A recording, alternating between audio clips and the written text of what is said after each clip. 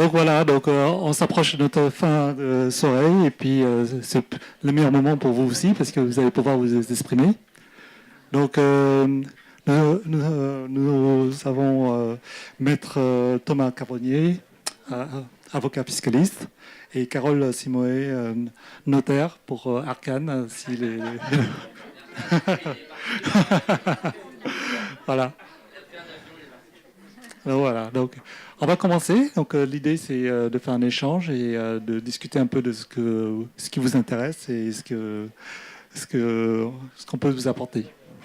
Donc voilà.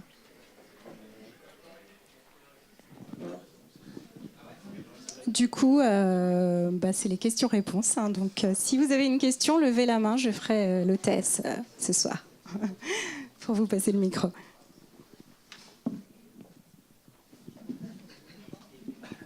Bonsoir à tous. Déjà, tout d'abord, merci à tous les intervenants pour ces présentations très intéressantes. J'ai une première question pour les premières interventions qui ont été faites. On nous a présenté les SCI, on nous a présenté aussi le LMNP au réel. Et ma question, ce serait de manière un peu synthétique.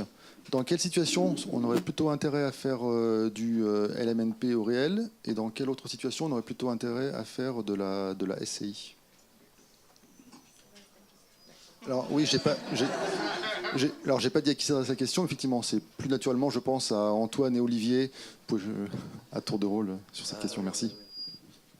D'accord. Alors, je vais faire une parade. En fait, ça dépend. Il n'y a pas de vraie réponse. Voilà, je suis obligé de vous dire ça. Le LMNP, c'est vraiment génial parce que à la fois vous allez bénéficier de l'amortissement. Excusez-moi parce que vous allez bénéficier de l'amortissement, donc qui est un avantage d'une SCI à l'IS aussi par exemple. Donc un énorme gain au niveau de la fiscalité. Et en plus, vous allez avoir la fiscalité sur les plus-values des particuliers. Donc là, c'est vraiment un combo gagnant-gagnant. C'est très difficile de trouver des inconvénients, franchement, dans le LMNP. C'est vraiment quelque chose de fou. Et c'est vraiment fou de voir qu'il y a plein de gens dans Paris qui l'ont encore en nu. Alors peut-être qu'ils détiennent depuis très longtemps, mais je veux dire, ils ne savent vraiment pas que ça existe. La SCI, c'est une problématique différente. C'est-à-dire, déjà, vous ne pouvez pas tout mettre en LMNP. Si demain, vous décidez d'investir dans les murs du sushi shop en bas, ce n'est pas du LMNP. Là, on va plutôt réfléchir à une SCI, à l'IR ou à l'IS. Ce qu'on a pu dire aussi avec les quelques personnes qui sont venues me voir pendant la pause, c'est qu'il faut regarder les caractéristiques de votre bien. Est-ce que vous avez des perspectives de plus-value très importantes? Dans ce cas-là, on va prendre en compte la fiscalité sur la plus-value. Parce que vous, de toute façon, votre objectif, c'est de revendre à 15 ans et vous pensez que ça va tripler de valeur. Je dis n'importe quoi, mais dans ce cas-là, oui, on va réfléchir à la fiscalité sur la plus-value. Si par contre, vous avez un bien qui tourne à 12% de rendement, que vous dites, en fait, ça, je vais le garder parce que je vais prendre ma retraite à 45 ans, que ça va me payer ma retraite, tous mes voyages, et puis que je vais donner ça à mes enfants, en fait, la plus-value, vous n'allez jamais la payer, quoi. Vous allez juste tirer des rentes et transmettre tout ça à vos enfants. Et puis eux, ils se débrouilleront avec la plus-value. Hein. Vous leur donnez déjà un immeuble. On va pas en plus... Enfin, vous voyez ce que je veux dire? Donc, en gros, il n'y a pas vraiment de réponse à ça. C'est un outil, ce sont des outils différents. Même sur un seul immeuble, comme le petit exemple que j'ai montré à la fin, on peut parfois avoir à la fois du LMNP, à la fois de la SCI ou de la SRL de famille, selon comment c'est plus rentable, selon les perspectives de l'investisseur. Donc, il n'y a pas vraiment de réponse, quoi. Voilà, je suis désolé, donc c'est un petit peu une parade. Oui.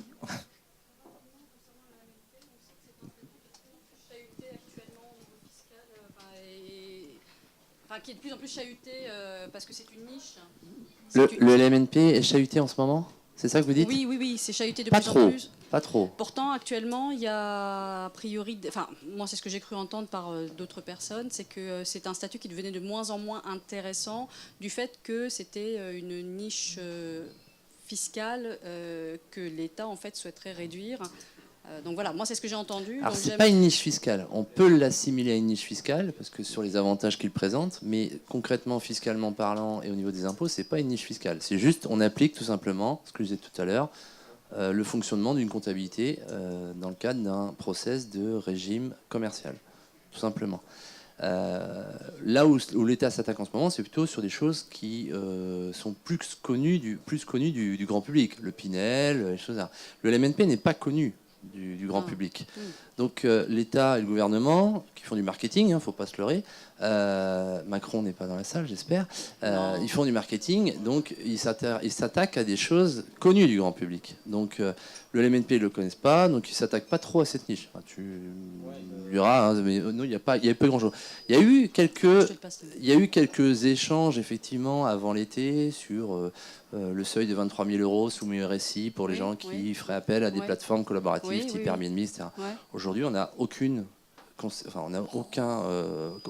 chose concrète sur cette application de loi. Entre-temps, on a changé de gouvernement, on a changé de président. Le RSI va être dissous en début d'année et remis dans le statut URSSAF. Tout ça, enfin, on travaille que avec du conditionnel. Donc aujourd'hui, on garde cette entre guillemets pseudo niche fiscale et qui pour l'instant n'est pas touchée puisque alors en début d'année 2017, tout à l'heure on parlait de la réduction d'impôt des 2/3 sur les frais de compta jusqu'au 31 décembre 2016, la réduction d'impôt était à 100%. C'est-à-dire que votre comptable ne vous coûtait rien, que vous le payez 200, 300, 500, 600. C'était limité à 915 euros, mais voilà. La seule petit rabais qu'ils ont fait, c'est ils ont diminué la réduction d'impôt des 2/3. Enfin, c'est pas ce qui vous motive pour faire de l'allocation blé.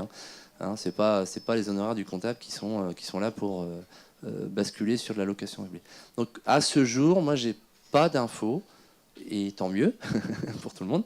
Il n'y a pas d'info vraiment qui va couper dans les avantages fiscaux du LMNP.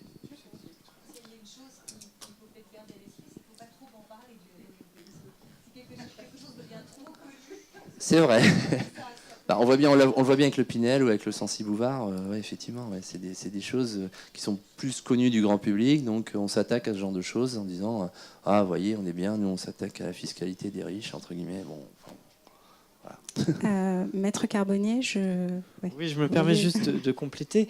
Vous avez posé une question très concrète qui était pourquoi choisir finalement du revenu foncier plutôt que du LMNP. Moi, je vois un cas très simple. Vous avez énormément de travaux à faire. Alors énormément, c'est pas 10 000, 20 000 euros. Parce que là, franchement, autant rester en LMNP. Parce que vos travaux, concrètement, vous allez les amortir dans le temps. Vous ne pouvez pas tout passer d'un coup sec en LMNP. Par contre, en revenu foncier, vous pouvez tout passer d'un coup sec. Alors certes, attention, j'en arrive. Certes, votre déficit imputable sur votre revenu global la première année n'est que 10 000 et quelques, on est d'accord. Et ce qui dépasse, certes, est reporté sur les revenus de même nature, c'est-à-dire revenus fonciers les années à suivre. On est bien d'accord. Mais donc ça veut dire que si vous avez fait pour 100 000 euros de travaux avec un bien qui valait peut-être 200 000, que vous avez acheté aux enchères, qui était totalement délabré, et vous dites, bon, je vais le revendre, mais avec une plus-value, mais avant, je vais louer un petit peu. Eh bien, dans ce cas-là, ça peut être intéressant de rester en foncier pour éponger ce déficit. Vous voyez, j'ai commencé par imputer mes 10 000 et quelques. Donc, si je suis à une tranche à peu près élevée, ça peut être intéressant. Si je suis sur une toute petite tranche, c'est pas la peine. Mais ça peut quand même se réfléchir. Donc, le choix, il n'est pas automatique. Mais moi, je vous dirais, grosso modo, par expérience, que 20 ou 30 000 de travaux, moi, mes clients, je leur dis, tant pis, passez en meublé. Par contre, si vous m'annoncez que vous faites 100 000 sur un bien qui vaut 200 000 ou peut-être moins, moi, je vous conseillerais plus de réfléchir à un foncier et se dire, tiens, de toute façon, je vais rester à zéro. Et le jour où j'aurai totalement épongé mon déficit, que j'aurai un revenu à zéro, qu'est-ce que je fais ? Je bascule en meublé. Et après, je passe avec un amortissement. L'un n'empêche pas l'autre. Alors, bien sûr, on fera attention à être plus de 3 ans en avant par rapport au déficit imputé sur le revenu global. Parce que on peut changer en cours de route de statut, de passer du foncier au meublé. Mais par contre, on perd l'imputation qui a eu lieu sur le revenu global. Donc ça veut dire quoi ? Ça veut dire que si vous, en cours de route, vous décidez de changer, vous avez le droit juridiquement, vous avez le droit fiscalement, mais l'administration fiscale vous dira, moi je vous ai concédé un avantage à une époque, il y avait des conditions à remplir, vous ne les avez pas remplies, je récupère l'avantage. C'est un choix qui peut être fait, ça se calcule. Moi, je dis clients, je leur dis souvent, bon, dans votre situation, on va peut-être attendre, 3 ans, c'est demain, Ça peut valoir le coup. Mais peut-être que si on vient à peine de commencer le déficit et qu'on se dit, bah tiens, il a fait le mauvais choix, bah tant pis, on perd un petit peu, c'est vrai. D'un côté, on perd un peu, mais de l'autre, on va récupérer beaucoup.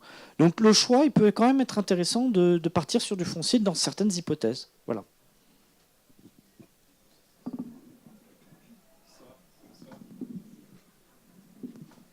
Bonsoir. Ouais. Une question pour l'avocat fiscaliste.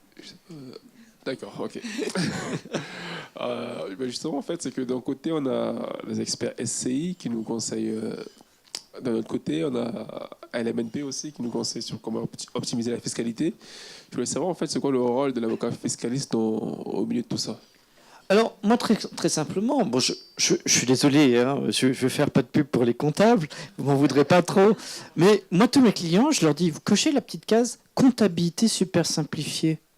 Vous êtes dispensé de bilan au plan fiscal. Terminé. Au revoir. Ok. Bon, ben voilà. Hein, on commence par là. Ça, c'est juste le début de notre discussion, chez moi. Après, on réfléchit à d'autres projets plus intéressants. Et pas que en fiscalité. On réfléchit en termes de globalité. Voilà. Moi, j'ai eu récemment un monsieur, haut fonctionnaire, je ne peux pas en dire plus, mais qui a 200 000 net annuels. Donc, voilà. On a réfléchi à sa situation patrimoniale globale. Il m'a dit, moi, j'ai des petits crédits encore, j'ai des trucs. Voilà. Il me dit, moi, je veux prévoir mon futur. Dans quelques années, je suis à la retraite. Et puis, j'ai des jeunes couples aussi qui viennent me voir, qui me disent, bah, nous... bon, on sait qu'on ne va pas faire fortune, mais on voudrait réfléchir aussi en termes de transmission. Donc, qui ne cherchent pas que de la fiscalité immobilière, qui cherchent quelque chose de plus général. Voyez. Et c'est aussi un accompagnement plus général, c'est-à-dire que derrière, des fois, ils m'appellent, ils me disent, bah oui, j'ai eu un dégât des eaux. Et ouais, les assureurs, bah, ils font quoi? Bah rien. Rien concrètement, ça traîne, ça fait 1 an, je fais quoi? Bah, je leur dis, écoutez, je vais vous répondre gratuitement, vous êtes déjà client chez moi, ça fait partie du service. Et je vous recevrai gratuitement en consultation et je vous dirai, vous êtes déjà un client, donc c'est pour ça que c'est gratuit. Et puis, si on ouvre un dossier, on reparlera de mes honoraires. Mais s'il n'y a pas de sujet, eh ben, c'est le cadeau fidélité. Voilà.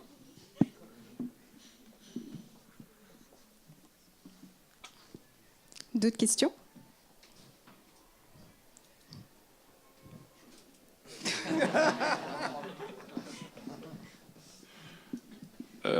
Ma question concerne en fait la transformation d'un logement nu en meublé. En fait, on a parlé de la loi Allure, etc. Je veux savoir, est-ce qu'on est forcé d'équiper le logement des différents ustensiles dont on parle? Est-ce qu'on ne peut pas s'arranger avec le locataire qui a déjà meublé son appartement et tout simplement changer de bail et continuer la location? J'ai la réponse officielle et la réponse officieuse. Alors la réponse officielle, devant la caméra, non, on n'a pas le droit.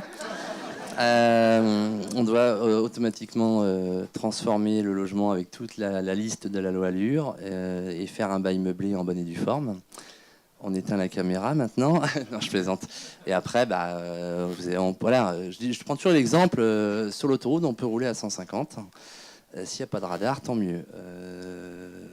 Voilà. Mais la limitation, c'est 130. Donc, si on applique stricto sensus la réglementation, il faut faire un bail meublé avec la liste du mobilier, etc., qui est obligatoire.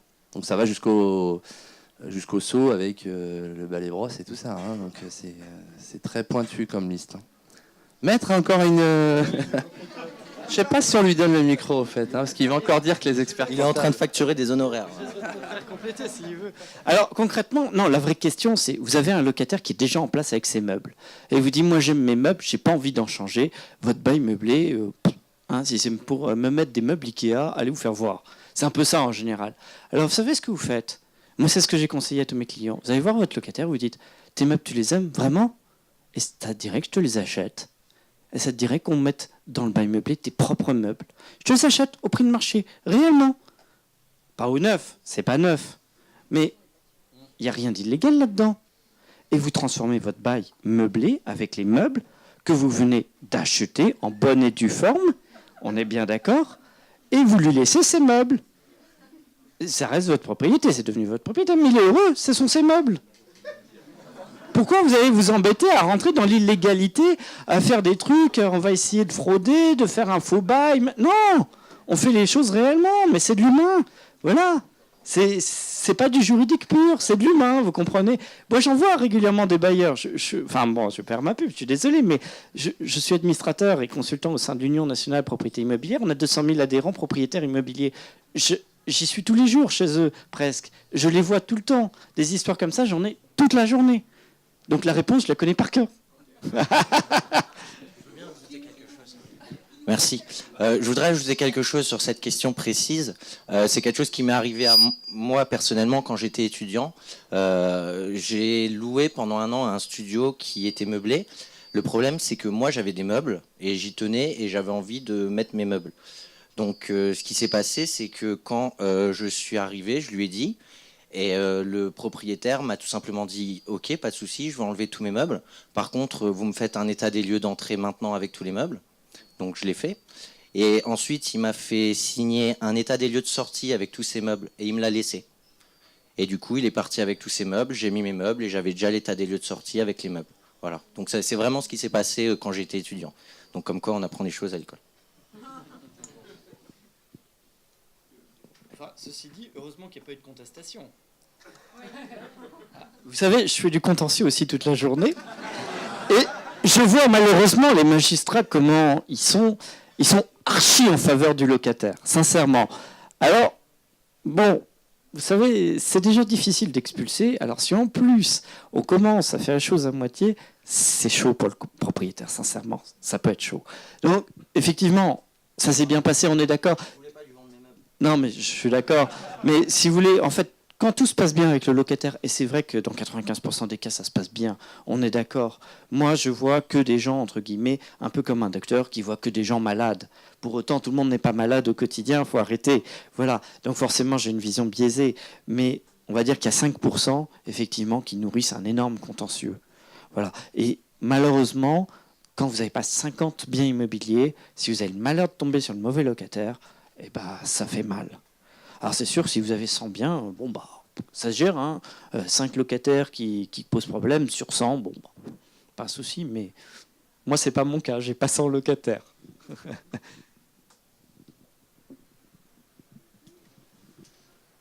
D'autres questions?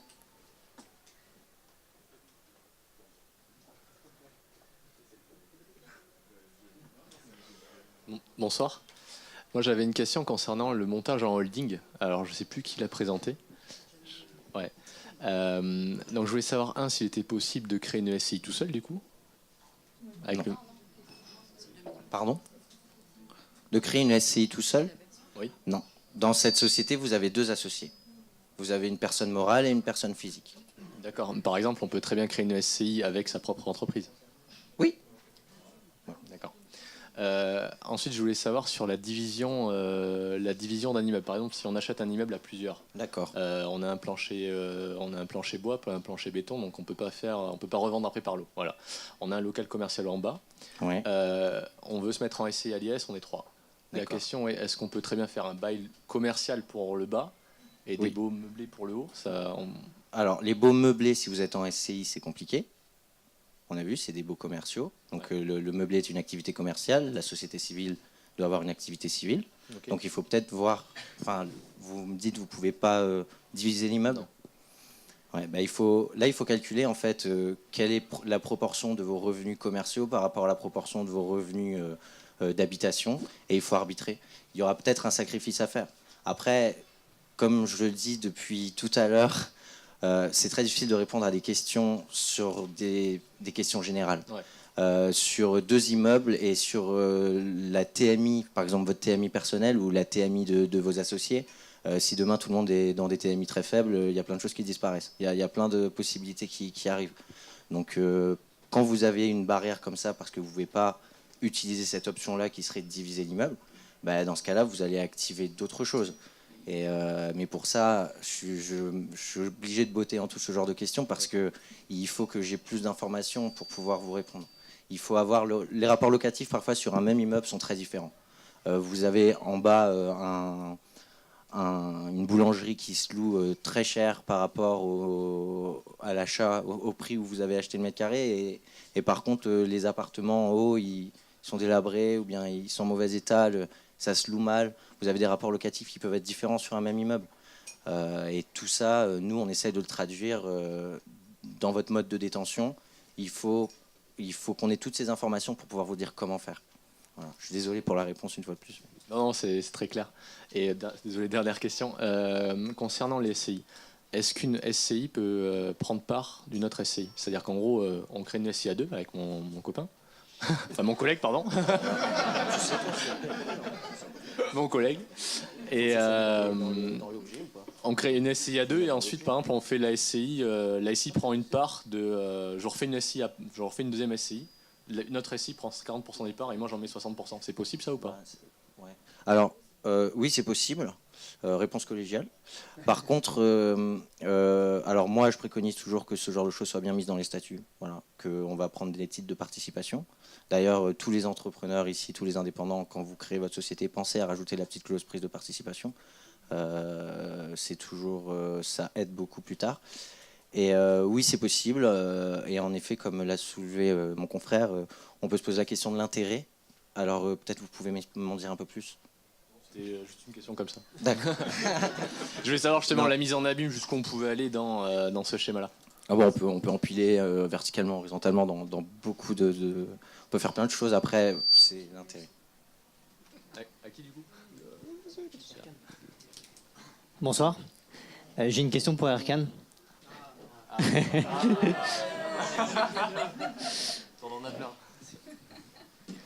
Alors j'ai actuellement une location donc en résidence principale, c'est-à-dire que je loue moi un appartement et j'ai l'objectif de faire un achat-revente, donc d'acheter un appartement, de le remettre à neuf et de le revendre.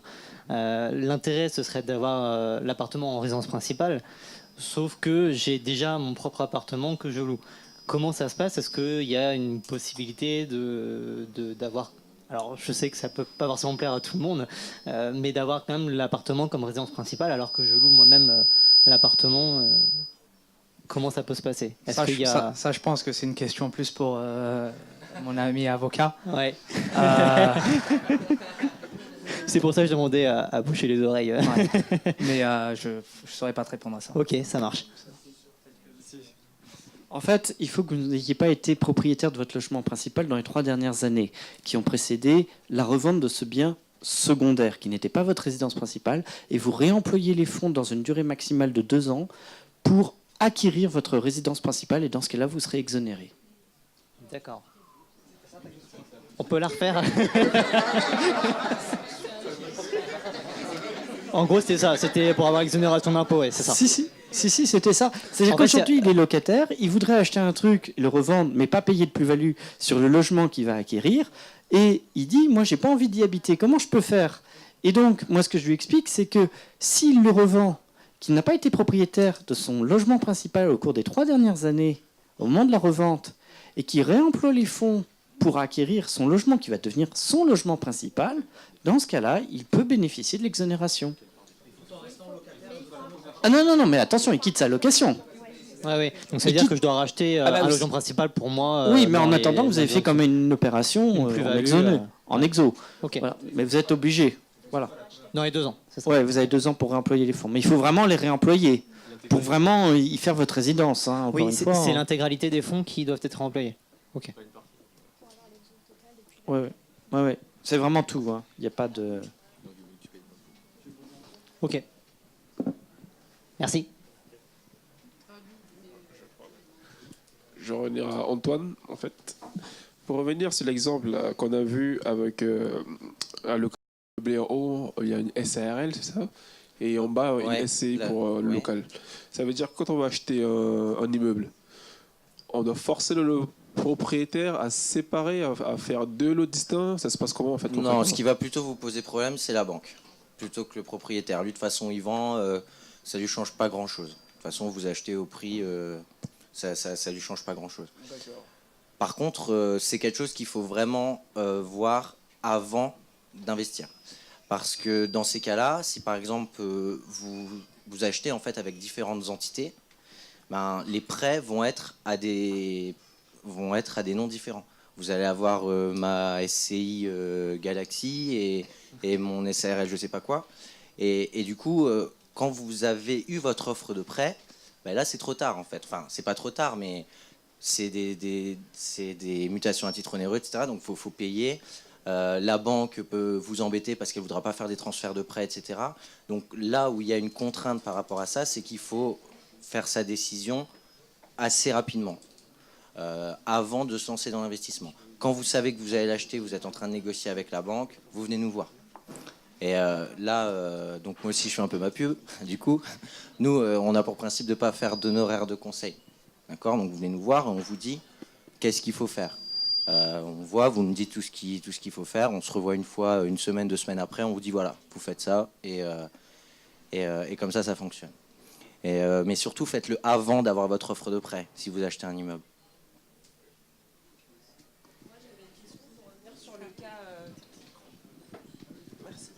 J'avais une question pour revenir sur le cas de l'exonération de la plus-value en cas de résidence secondaire si on n'avait pas acheté de résidence principale dans les 3 ans auparavant. À quel moment en fait on précise aux impôts, comment on déclare cet élément-là ? C'est dans l'acte notarié en fait. Ouais. Dans l'acte d'achat, donc il y a une déclaration du vendeur qui dit justement qu'il souhaite appliquer cet article-là pour avoir l'exonération des plus-values. D'accord. Et donc il s'engage à acquérir dans un délai de 2 ans sa résidence principale. Mais ça veut dire que moi ça a été fait, c'est mon cas en fait, en mars de cette année. Ça veut dire que moi j'ai pas de pour-action à faire, c'est le notaire qui déclare directement à l'administration fiscale ma décision. Oui, puisque c'est dans l'acte notarié. Ok. Si vous l'avez indiqué dans l'acte, si ça a été indiqué dans l'acte, oui. Ok, d'accord, très bien, merci. Donc, comme la soirée continue, donc j'appelle tous ceux qui sont pour le cercle QLR qui sont venus ici, qui s'intéressent à tout ce qui est nouvelles technologies, nouvelles ressources de financement, qu'on va se retrouver dans la salle là-bas. Et vous ici, vous pouvez continuer à discuter tranquillement.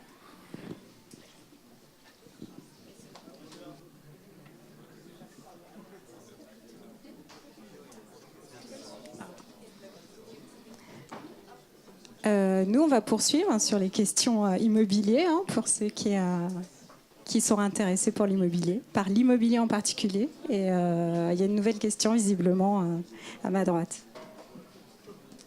Bonjour. J'avais une question par rapport au holding. Tout à l'heure, vous avez présenté dans les holdings des formes de sociétés en SAS. Ma question était, il y a 2 questions en fait dans la question. La première, c'est est-ce qu'on peut avoir une holding en société civile tout court et quel est son avantage par rapport à une SAS? Et la deuxième question, c'est à quel moment à quel moment on est obligé d'avoir un commissaire aux comptes dans le sens où la holding, il me semble que quand une société, une personne morale est actionnaire d'une société, on doit avoir un commissaire aux comptes, mais est-ce que du coup on a le cas en société civile aussi? Merci. Holding SCI, c'est possible. Holding en nom commun. Plus le CAC, c'est uniquement si tu as l'URL et la... On réfléchit à votre question. On arrête. C'est un quiz. Alors excusez-moi, je récapitule. Une société civile en tant que holding. Oui, c'est ça. Okay. Qui détient des parts de SCI. Qui détient des parts de SCI. Qui détient voire la totalité ou partie de SCI. D'accord. Donc ça pose pas de problème. Donc ça pose pas de problème. Donc la première question, c'est quel est l'avantage par rapport à une SAS ou une SASU ou la fiscalité, en premier lieu. Et après, qu'est-ce qu'il pourrait y avoir autre d'avantage que la fiscalité dans une société civile? Mais la société civile, c'est la holding? Ouais. C'est la holding. Quel est l'intérêt? Dans ce cas-là, vous êtes forcément à l'IS. Vous pouvez pas être... L'intérêt étant d'être à l'IS partout. Ouais. Soit la société en dessous. Je vois pas. Si vous voulez, soit votre société fille elle est à l'IR, forcément votre société mère sera forcément à l'IS. Vous ne pouvez pas avoir une société à l'IR qui est une holding après une société fille qui est en IR. Donc premier point, elle est forcément dans ce schéma-là en IS. Soit votre société fille est en IS, il n'y a aucun intérêt à mettre une société mère en IR. Franchement, enfin... L'idée, c'était d'avoir la holding à l'IS aussi. C'était d'avoir tout à l'IS, en fait. Mais peu importe la forme, ça ne changera rien. Au plan fiscal, ça ne va rien changer. D'accord. Que ce soit une SCI, une SAS, une SA, ce que vous voulez. Après, ça, c'est une question pour... Et la question, oui, c'était est-ce que quand c'est une SC... Moi, je ne suis pas commissaire aux comptes, chacun son job. C'est la question piège. Est-ce qu'une SC holding, ça nécessite un commissaire aux comptes? Non. En soi, non. Après... Moi, je parle sous contrôle là, des experts, hein, parce que moi, je ne suis pas commissaire aux comptes, loin de là.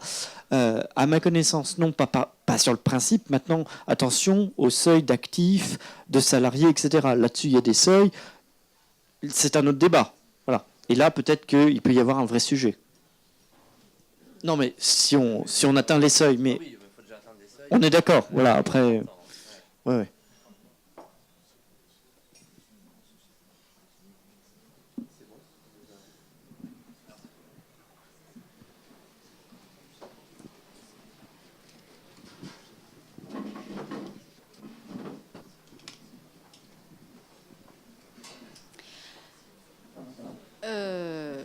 On a peut-être répondu à cette question et j'ai peut-être pas forcément bien compris. La SCI, de tout ce que j'en ai entendu par rapport à mon projet, je me rends compte que c'est peut-être pas ce qu'il faut.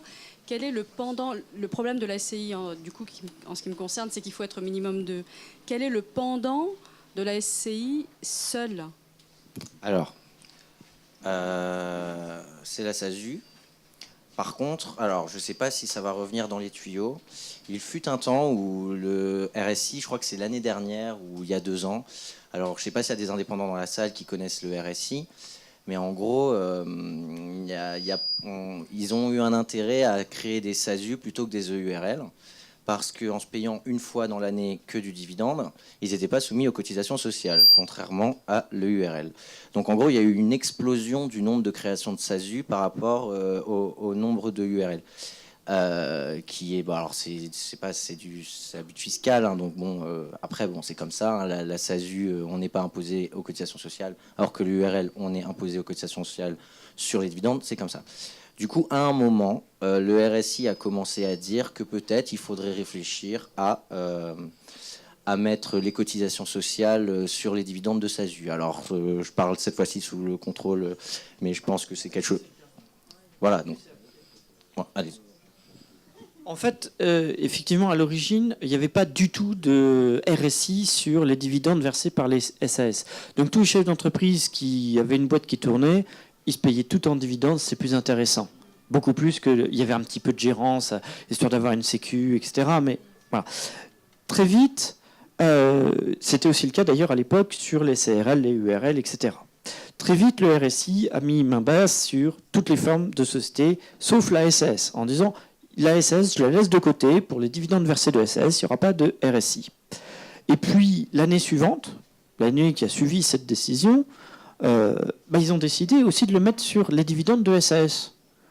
Donc, après, ils ont dit oui, on va quand même faire une petite nuance, c'est que ça ne sera que sur la part de dividendes qui excède 10% du capital social.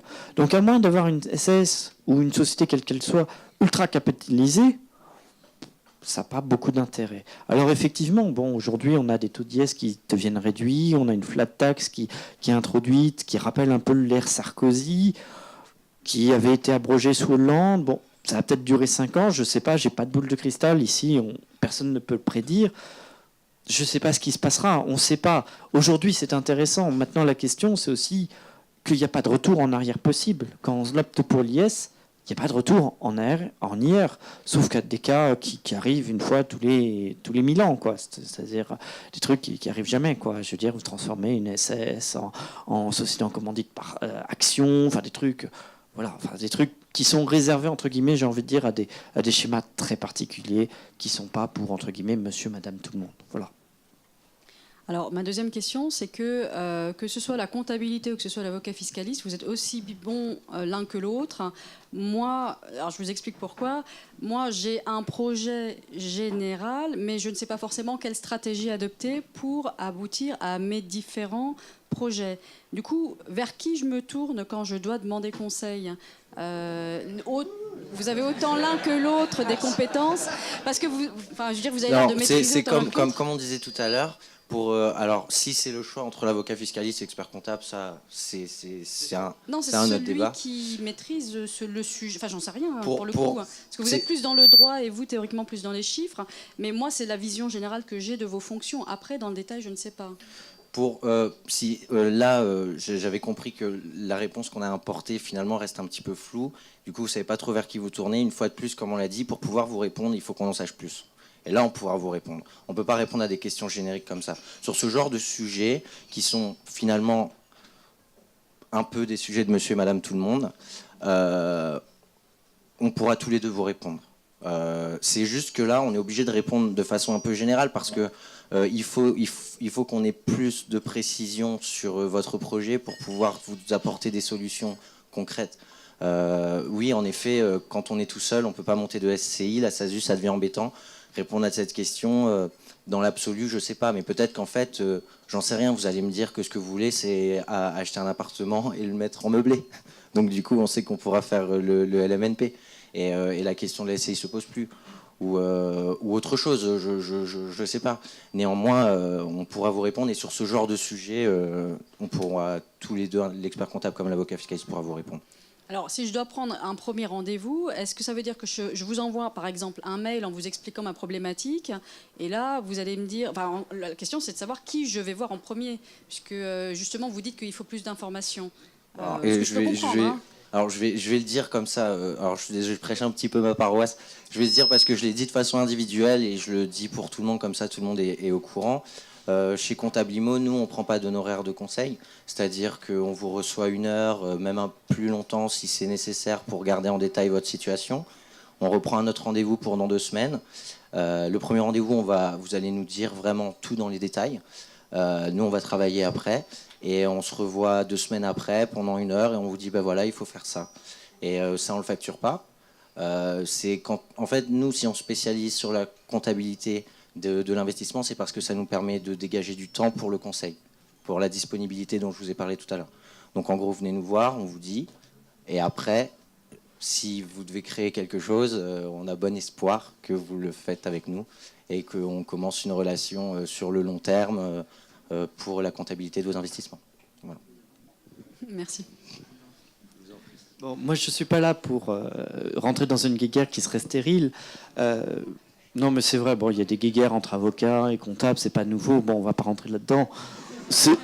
Non, mais c'est vrai, ce sont des trucs un peu stériles. Voilà. Donc, effectivement, bon, on n'a pas tout à fait forcément la même approche.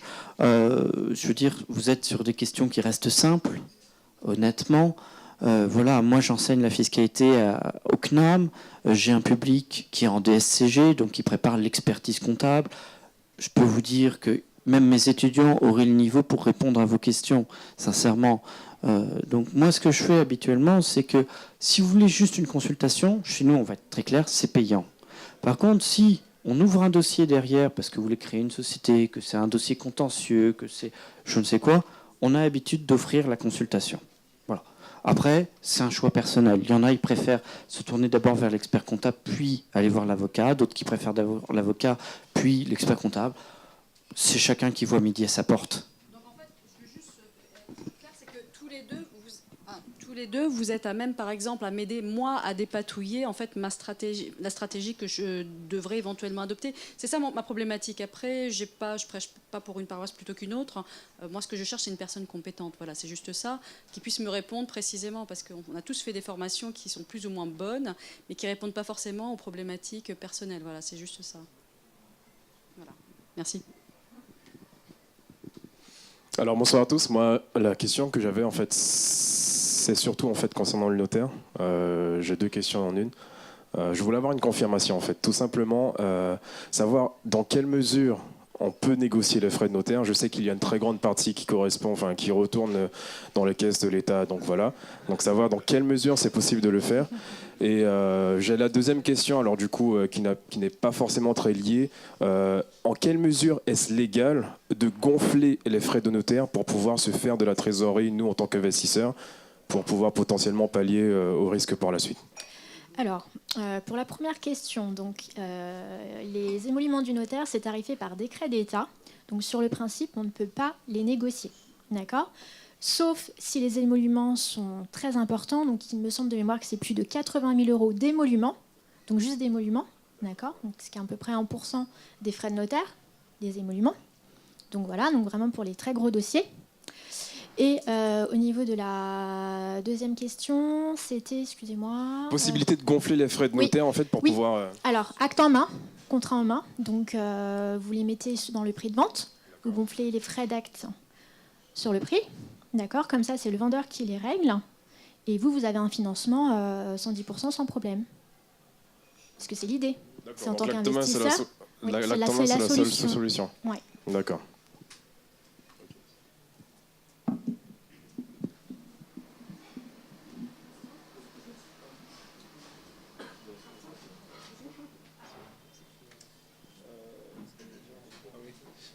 J'ai une question en fait sur les dons au départ des SCI. En fait, je veux savoir, j'ai créé une SCI avec mon collègue parce qu'il aura un meilleur dossier. Ensuite, une fois qu'on a acquis le bien, eh ben, mon collègue souhaite céder ses parts des SCI à X ou Y. Comment ça se passe en fait?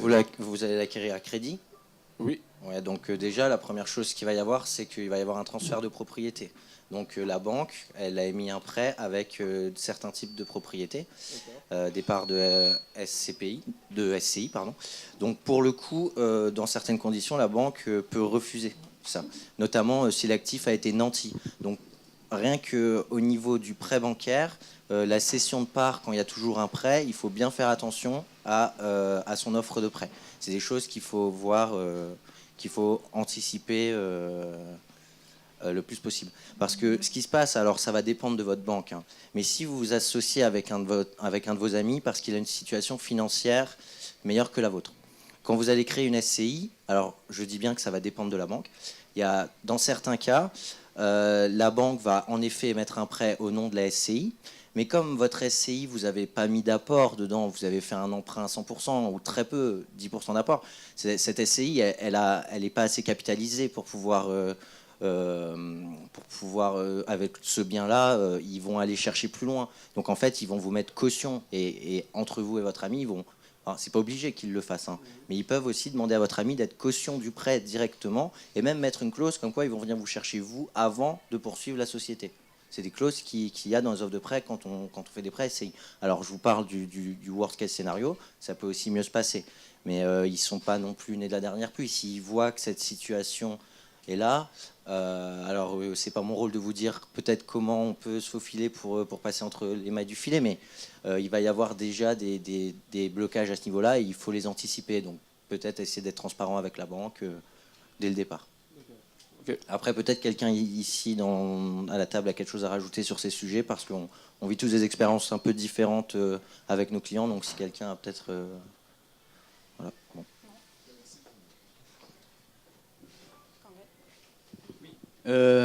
Bonjour. Ma question c'était plus pour les experts comptables sur la déclaration du LMNP. Quand faut-il la faire? Est-ce qu'il faut la faire à l'achat du bien ou à la première mise en location? Les deux, mon capitaine. Ça dépend du dossier. À quand démarre l'amortissement du coup? Alors, ça dépend. Si vous achetez un bien qui nécessite beaucoup de travaux,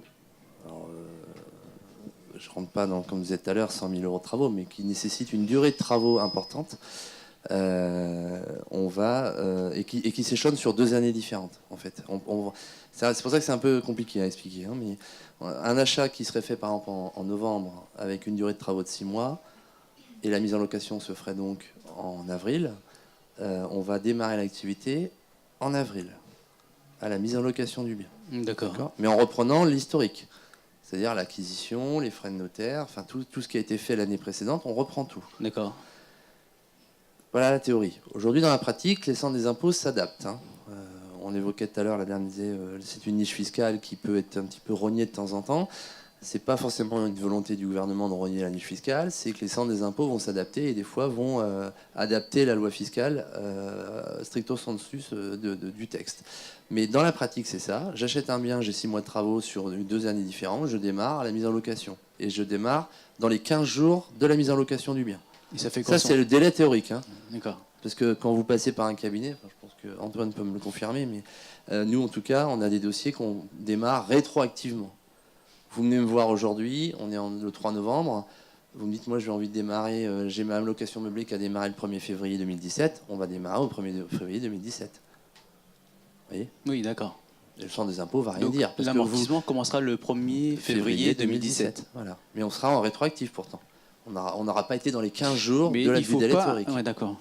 Donc du coup, les travaux qu'on a fait l'année d'avant, il ne faut pas qu'ils soient imputés sur le revenu global parce qu'il faut attendre les 3 ans pour le passer en meublé. Ah oui, non? surtout pas, oui. Ouais. D'accord. C'est du cas par cas, une fois de plus. C'est vrai que c'est pas simple de faire des réponses...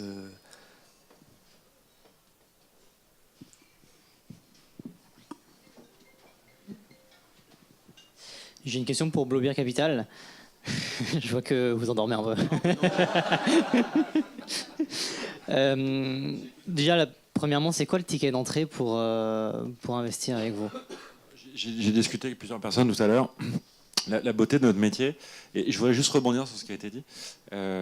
Avant d'aller voir un avocat ou un expert comptable, n'hésitez pas à avoir des conseils indépendants. Et vous allez voir où je vais en venir.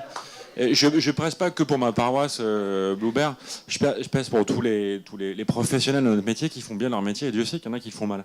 Mais en tout cas, je pense qu'avant d'aller voir un expert comptable, il s'agit de prendre de la hauteur sur le patrimoine de manière globale, à la fois sur une vision financière et immobilière. Et je viens de ce monde-là, donc je peux le défendre assez facilement. Donc je dirais que c'est le préambule. Après, mon métier, c'est justement d'avoir des passerelles avec des bons experts comptables et des bons avocats, puisque chacun son métier, je ne peux pas tout faire. Mais en tout cas, d'avoir une vision de hauteur, le conseil en gestion de patrimoine peut le faire. Et pour répondre à votre question sur le ticket d'entrée, j'expliquais tout à l'heure, nous, on démarre des opérations avec 200 € d'effort d'épargne. D'accord.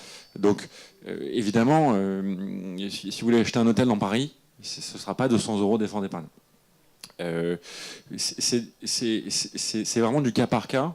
Et pour répondre à cette question, il faudrait qu'on soit dans un bureau et qu'on se dise voilà ma situation, voilà ce que j'ai envie de faire, voilà mon niveau de risque, voilà mes objectifs, mes préoccupations, et comment je vais y répondre. Et après, on va mettre une stratégie en place. Est-ce que cette stratégie ira sur un club deal ou sur une opération souvent plus simple, hein, parce que beaucoup d'investisseurs veulent se compliquer la vie, faire des choses. Je vais faire du rendement, je vais aller dans plein de trucs, et on se rend compte que bien souvent, je crois que c'est comment il s'appelle, Steve Jobs qui disait simple is beautiful. Et on l'oublie souvent. Et d'ailleurs, je vous entendais, j'ai pas rebondi, mais j'aurais peut-être dû. Et je vois plein de gens dans mon bureau qui me disent il faut que je fasse une SCI. J'ai mon copain, il a fait une SCI, c'est génial, et puis etc. Une SCI, ça sert à rien si on n'est pas deux gens associés déjà, et ça sert à rien de se rendre dans une famille de le faire si le contrat de mariage s'y prête pas, et ça sert à rien de le faire s'il n'y a pas une volonté de donner. C'est-à-dire que j'aime beaucoup les experts comptables, je trouve que j'en ai un à titre personnel, hein, donc sans lui je serais perdu, mais pour autant je ne crée pas des structures juste, j'empile pas des structures pour empiler des structures pour détenir un certain nombre de choses. Quand je peux les détenir en perso, en direct, ce qui est le cas du meublé, je le fais. La logique de la CI, il faut qu'il y ait une logique patrimoniale plus que fiscale, parce que parfois empiler les frais, ça peut finir que par poser des problèmes. Ok, merci. L'autre question, c'est une fois par exemple qu'on met un billet de 10 000 € sur un projet, déjà le projet c'est un projet de rentabilité par an ou c'est un projet par exemple à 5 ans d'une revente et de récupérer X euros de plus-value, et donc les 8 à 18% de rentabilité, c'est donc sur les 10 000 € par an ou... Alors, il n'y a pas d'opération sans dette. Ça n'existe pas, c'est quasiment impossible. Et puis c'est dommage de s'en priver. Premier point. Deuxième point, la maturité des opérations dépend de l'opération en elle-même. J'en parlais tout à l'heure, je ne sais plus avec qui. Il n'y a pas de règle non plus. C'est-à-dire que la maturité de l'opération, elle est liée à vos propres projets de vie. Elle peut être liée à l'opération, parce qu'il y a des opérations qui ont une vocation à se déboucler plus rapidement que d'autres, parce qu'on considère, nous, chez Bluebird, qu'il faut que le patrimoine il tourne au même titre que les actions. Il faut savoir prendre sa plus-value pour faire d'autres choses. Après, j'ai oublié votre première question, c'était sur... Alors la première question c'était le ticket d'entrée et la deuxième question c'est à savoir si c'est la rentabilité par an ou si c'est sur un projet... Le TRI il est calculé annuellement. Le rendement il l'est aussi mécaniquement parce que c'est sur l'actif. Notre parti pris chez Bluebird c'est un client, un actif. La différence des SCPI ou des différents fonds, c'est que vous savez en quoi vous investissez dès le départ. C'est-à-dire qu'on fait un club deal sur un actif. On a décidé de vendre les murs du sushi shop en bas. Vous savez pourquoi vous l'achetez, à quel prix vous l'achetez, et les espérances potentielles de gain à la sortie. Et non pas un fonds où vous êtes noyé au milieu en espérant que ça se passe bien, et notamment parce qu'on a aussi une volonté de s'inscrire dans les différentes réformes qui arrivent là. C'est la transparence. Beaucoup d'investisseurs ici sous-estiment très nettement les marges qui sont prises. Et ma volonté, c'est d'être transparent, puisque quand je vois des SCPI qui prennent 12% de frais d'entrée et qui ont 12 à 15% de frais de gestion, il y a un moment donné, vous, investisseurs, il faut se poser les bonnes questions de savoir est-ce que j'ai le rendement escompté qui est lié à ce que j'ai mis. Et je pense que c'est une bonne chose qu'on aille vers cette transparence. Ok, merci.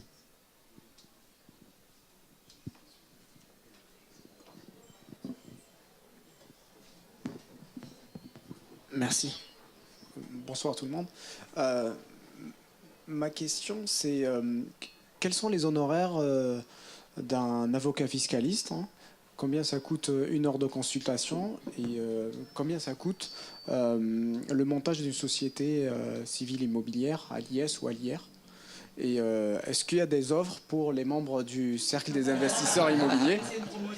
Voilà. Bon, écoutez, je pense que de toute façon, sur les tarifs de création de société, je pense qu'on est à peu près tous dans les mêmes sortes de grandeur. Voilà, bon, je sais que habituellement, les notaires, ils sont plutôt... Enfin, moi, j'ai des copains notaires avec qui je m'entends bien, hein, donc voilà, j'ai pas de difficulté. Moi, il m'a dit, voilà, chez eux, ils faisaient à 1500, moi, j'en fais à 1200. Je sais que les comptables, des fois, ils arrivent à tirer un peu les prix. Sincèrement, c'est pas tellement ça. La question, c'est plus qu'est-ce qu'on fait comme réflexion générale, c'est plus ça. Vous savez, j'ai fait là, je me suis cogné 4 jours de consultation au Centre national de l'immobilier. C'est comme ça que vous êtes venu m'approcher d'ailleurs. Je vous en remercie. Bon, voilà, il y a des gens, je les ai récupérés. Initialement, ils voulaient une SCI à l'IS, et puis finalement, on a réfléchi. Ils m'ont dit, ah, mais non, peut-être plus hier. Oui, mais on veut du meublé. Oui, mais je dis, c'est pas possible. Enfin, on en a parlé tout au long de la soirée, donc je ne vais pas refaire le sketch. Et puis finalement, on a tranché sur une SAS. Bon, voilà. Et puis finalement, ils me disent, la banque ne suit pas sur une SAS, ils veulent absolument une SCI. Bon, je leur ai fait, j'avais déjà préparé tout le projet de la SAS, tout était déjà rédigé. Je dis, bon, écoutez, c'est pas grave. Le but, c'est quoi? C'est que vous soyez satisfait. Donc je leur ai créé une SCI pour le même prix. Ça n'a pas changé le prix. Voilà. Donc moi, mon objectif, c'est pas tellement combien vous allez me verser, c'est pas quand je vous vois combien je vais gagner, c'est pas quelle est la grosse voiture que je vais pouvoir me payer, c'est quel va être le bonheur que je vais pouvoir apporter, empêcher que des gens qui créent une société ne se fâchent pour des conneries. Parce que c'est ça la réalité.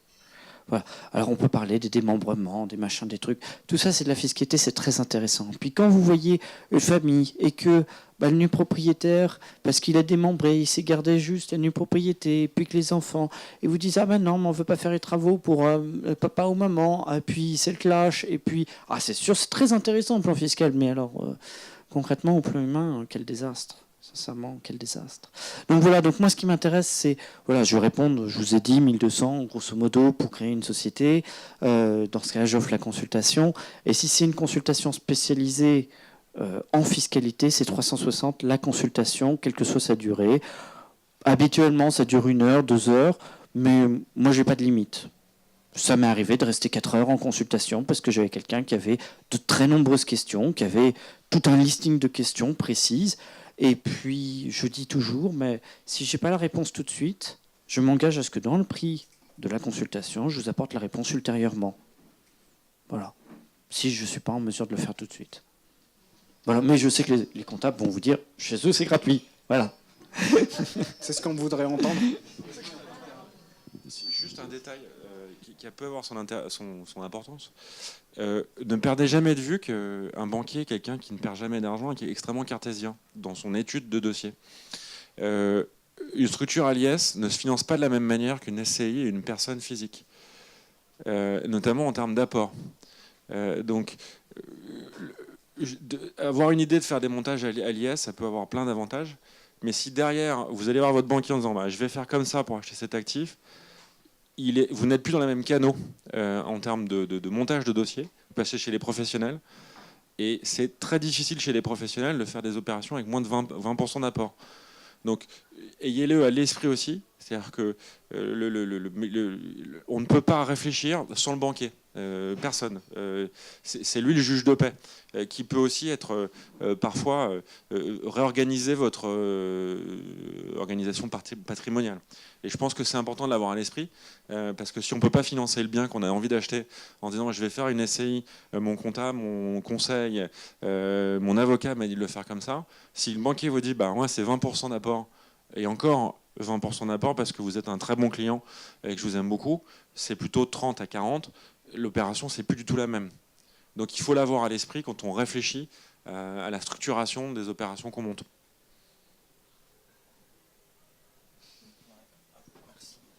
Moi, je suis vraiment tout à fait d'accord avec ce qui vient d'être évoqué, c'est-à-dire que là, on parle de mise en place, et c'est pour ça qu'on dit qu'il faut venir se faire conseiller très tôt, à la fois par le conseiller en gestion de patrimoine, à la fois par l'avocat ou l'expert comptable, selon les situations. C'est-à-dire qu'il faut être aussi très terre-à-terre. Il y a plein d'opérations que vous pensez pouvoir faire, qu'on se dit on peut le faire, mais au final, jamais personne se finance. Je sais pas, à un moment où tout le monde parlait d'acheter de l'usufruit de part de SCPI à crédit parce que c'est génial, etc. C'est vrai, sur le papier, c'est génial. Pardon ? Oui, en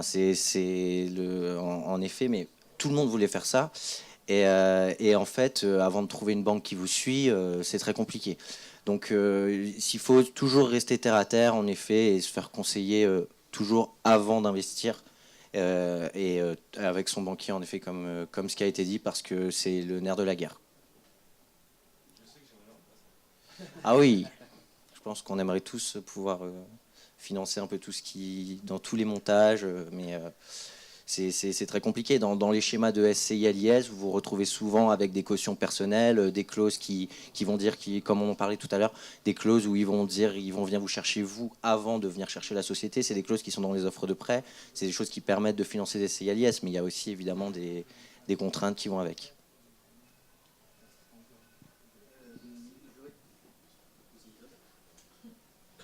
J'aurais une question à propos du compromis. Si on traite directement avec un vendeur, donc sans passer par une agence, est-il possible de rédiger un compromis avec lui directement, sans notaire? Voilà. Sur le principe, oui. Je ne peux pas vous dire autre chose. Sur le principe, oui, mais vous n'aurez pas forcément tous les conseils, toutes les clauses habituelles. C'est pour verrouiller l'offre, enfin, pour aller le plus rapidement possible. Voilà, tout à fait. Il y a des notaires qui sont très rapides. Hein. J'en fais partie, d'accord. Mais non, mais sur le principe, c'est toujours mieux quand même de. Si on reprend une ancienne offre, un ancien compromis, qu'on change des chiffres et le nom. Oui, mais il peut y avoir quand même des cas particuliers au niveau de la désignation du bien. Il y a des contrôles à faire. Ce sera toujours mieux. Et puis d'ailleurs, une chose, il est conseillé de faire des promesses unilatérales de vente plutôt que des compromis. Compromis, donc effectivement, vendeur et acquéreur sont engagés. Vous allez faire ça sous seing privé. Vous faites une promesse unilatérale de vente donc chez le notaire. Donc le vendeur, lui, effectivement, est engagé. Il promet de vous vendre pendant un délai déterminé. Et vous avez une faculté pour lever l'option et dire oui, j'achète ou non, je n'achète pas. Alors qu'avec un compromis, vous êtes scellé dès le départ.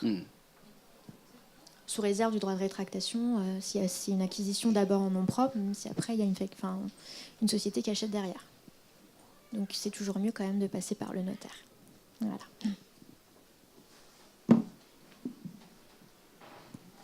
Merci. On va prendre une à deux questions supplémentaires et ça sera les dernières. On va vous laisser réseauter après entre vous tranquillement jusqu'au bout de la nuit. Donc Est-ce que quelqu'un veut clôturer ?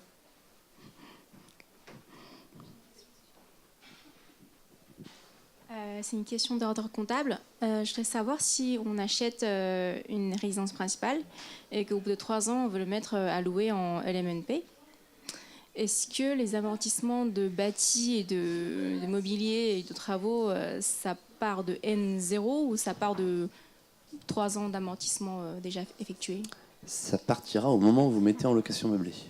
D'accord. Du coup, Voilà. Et la valeur, la base d'amortissement, ce ne sera pas la valeur d'achat, mais la valeur vénale au moment du transfert du statut. D'accord. Donc pour prendre un exemple concret, vous achetez un studio 100 000 il y a 10 ans, il vaut 200 000 quand vous le passez en location meublée. On va prendre la base d'amortissement de 200 000 et pas 100 000.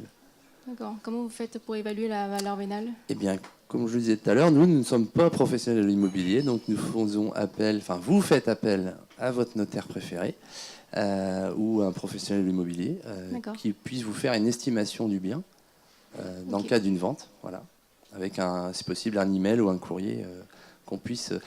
L'idée, c'est toujours d'avoir un justificatif dans le dossier. Pourquoi on a pris la base de 200 000 et pas la base de 100 000 quoi. D'accord. Ok. Bon, toujours avec la partie terrain, faut pas l'oublier. Ok. Et du coup, les mobiliers qui ont été achetés à N. Alors, le mobilier va être plutôt pris à sa valeur vénale également, c'est-à-dire que, je reprends l'exemple de la télé, l'écran plat qui a été acheté 500 € il y a 3 ans, il vaut plus que 200 aujourd'hui.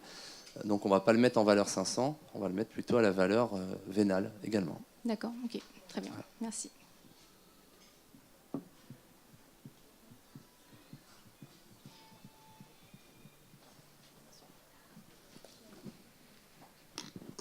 Une dernière question ? Oui. C'est pour Arcane, la dernière question. Je voulais savoir, dans les frais préalables pour les tribunaux, quels frais étaient indexés sur le prix d'adjudication, s'il y en avait ou pas? Indexé sur le prix d'adjudication, il y a l'équivalent des frais de notaire. Enfin, tu paieras les équivalents de frais de notaire proportionnellement à ton prix d'achat. Qui représente combien de pourcents du coup? C'est dégressif. Tu as les droits d'enregistrement 5,8%, si ma mémoire est bonne, et après les émoluments, c'est dégressif. Mais les frais préalables, c'est toujours fixe. C'est un montant qui est fixe, entre 10 000 et 12 000 €.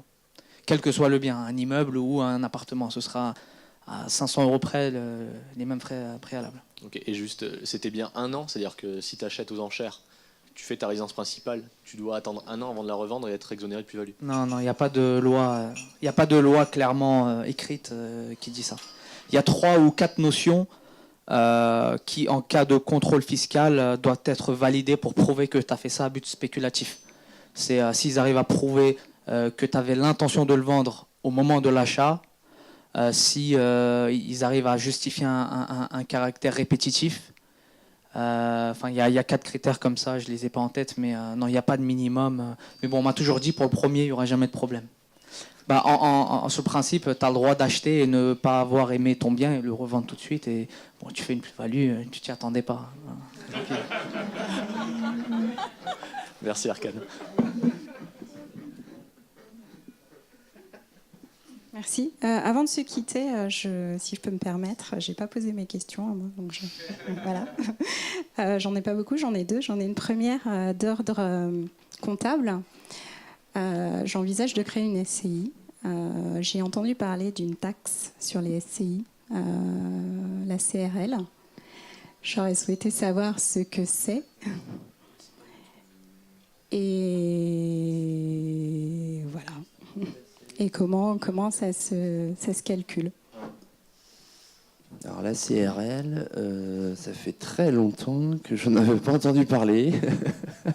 C'est une taxe qui existait effectivement il y a quelques temps, qui était obligatoire.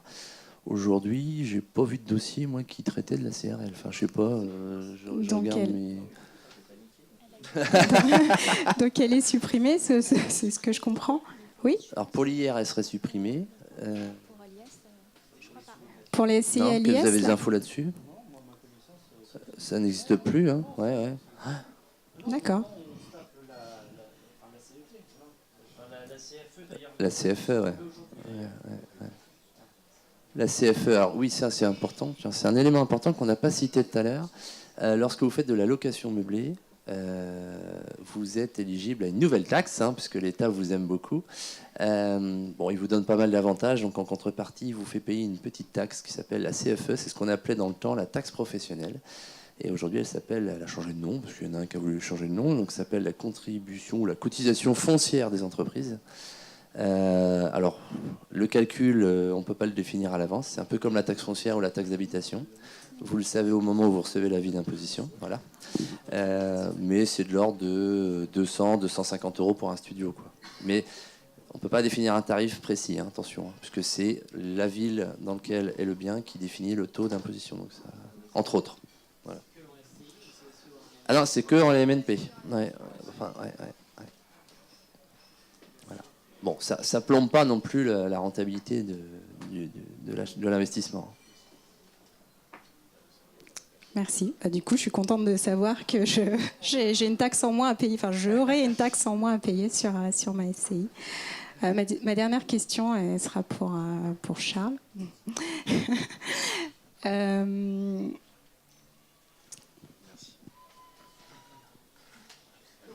va être dure cette question. Je pense que les membres vont me haïr, mais je veux parler 2 minutes de défiscalisation. Voilà. C'est super bien la défiscalisation. Quand c'est bien fait, c'est très bien. Ils vont me taper témoigner. dessus à la sortie, mais c'est pas grave. Voilà. Forcément, comme nous tous ici, on paye beaucoup d'impôts. Beaucoup trop d'impôts, et on essaye de trouver des solutions pour en payer moins. On m'avait parlé il y a quelques temps d'un dispositif qu'on appelle Girardin.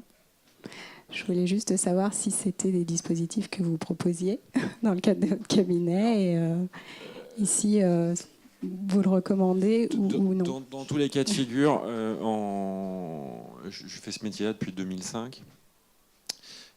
J'en ai fait un. J'ai fait signer au client un document comme quoi ce n'était pas de ma responsabilité s'il avait un problème. Évidemment, il m'a appelé 6 mois après parce qu'il avait des problèmes.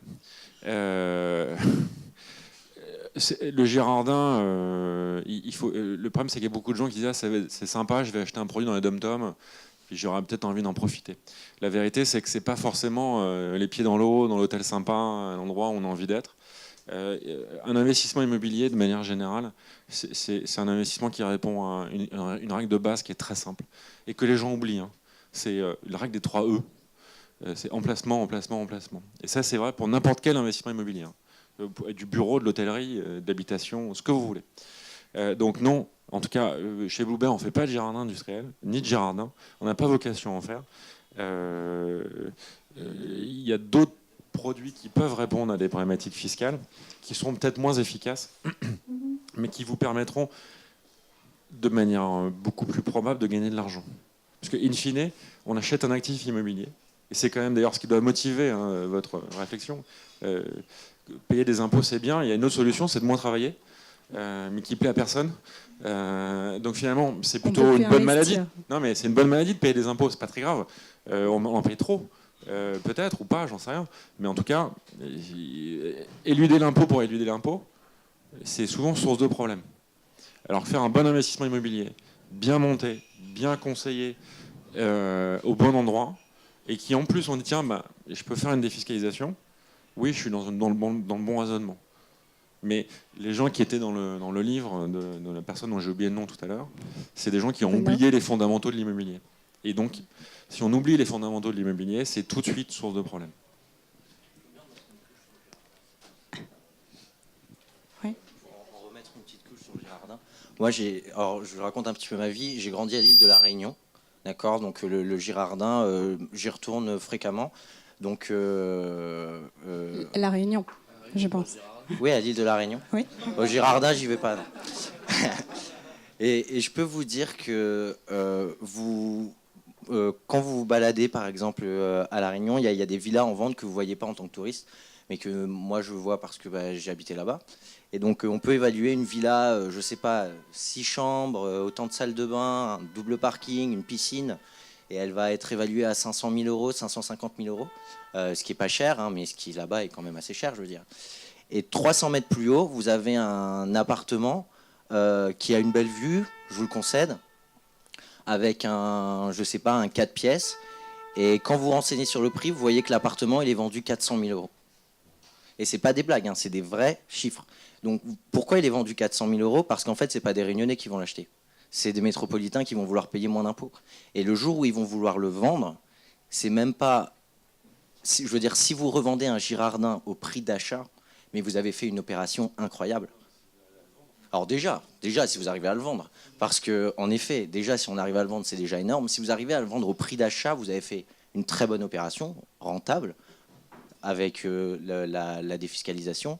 Mais en fait, il y a vraiment des gens, et c'est des vraies histoires, des gens qui se retrouvent avec un bien qui vaut un tiers de ce qu'ils ont acheté il y a plusieurs années avant. C'est vraiment pas des blagues, hein, c'est vraiment ça. Et pour donc, le Girardin social, je me dévoile, moi aussi j'ai travaillé dans le milieu de la gestion de patrimoine avant de travailler dans l'expertise comptable. Et j'ai rencontré une personne qui avait fait un bon Girardin, sa famille était dans la promotion immobilière en Guadeloupe. Donc en fait, il savait exactement ce qu'il faisait et c'était un bien qui était au milieu d'un centre commercial. Enfin, c'est la seule personne. Par contre, des gens qu'on a vu revendre du Girardin à tiers, à moitié de prix, on en voit plein. Et le Girardin industriel, c'est pareil. Voilà. Sur le Girardin industriel, j'en ai fait pas mal et je continue à en faire un tout petit peu. Enfin, pas moi directement, mais avec des partenaires. En fait, c'est le choix du partenaire. Mais ce que je dis sur l'immobilier, sur emplacement, c'est aussi vrai sur votre conseiller financier, sur les produits qu'on fait. L'assurance vie, c'est un super produit. Si on fait n'importe quoi à l'intérieur, ce sera une mauvaise opération. Donc, il faut respecter des fondamentaux. Le Girardin industriel et le Girardin, c'est très dangereux et on le voit, même les locaux nous le disent, donc c'est encore plus intéressant.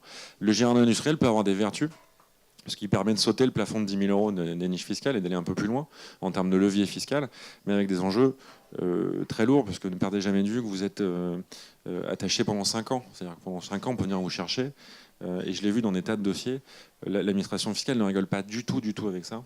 Et elle va revenir, elle va dire, s'il y a un problème, elle va dire, vous me deviez l'argent d'il y a 5 ans ou il y a 4 ans. Vous dites, moi je l'ai investi. Oui, mais il faut me le donner, parce que moi je peux pas, je n'arrive pas à constater votre investissement. Après, elle va vous mettre une pénalité et vous avez perdu ce que vous avez investi. Donc parfois, il vaut mieux payer l'impôt, une bonne fois pour toutes, que d'aller de rentrer dans des schémas où ça peut être extrêmement douloureux. Et ça a été très douloureux. C'est-à-dire que la liste de gens qui ont perdu de l'argent, elle est extrêmement longue. Et elle n'est pas finie, elle ne va pas s'arrêter. Hein. Parce que les gens continuent à le faire. Il y a des gens qui continuent à leur vendre. Donc forcément, il y a des gens qui croient ce qu'on leur dit tout le temps et qui achètent sans réfléchir et qui vont perdre de l'argent, c'est obligatoire. Qui sont conseillés par des conseillers en gestion de patrimoine en général. Non, mais la vérité, c'est qu'on a un métier qui. C'est pour ça que je vais conclure, parce qu'après, je vous abandonne, mais les experts comptables, ils ont un ordre des experts comptables, ils sont encadrés, et tout le monde ne peut pas se prétendre expert comptable. Les avocats, tout le monde ne peut pas être avocat.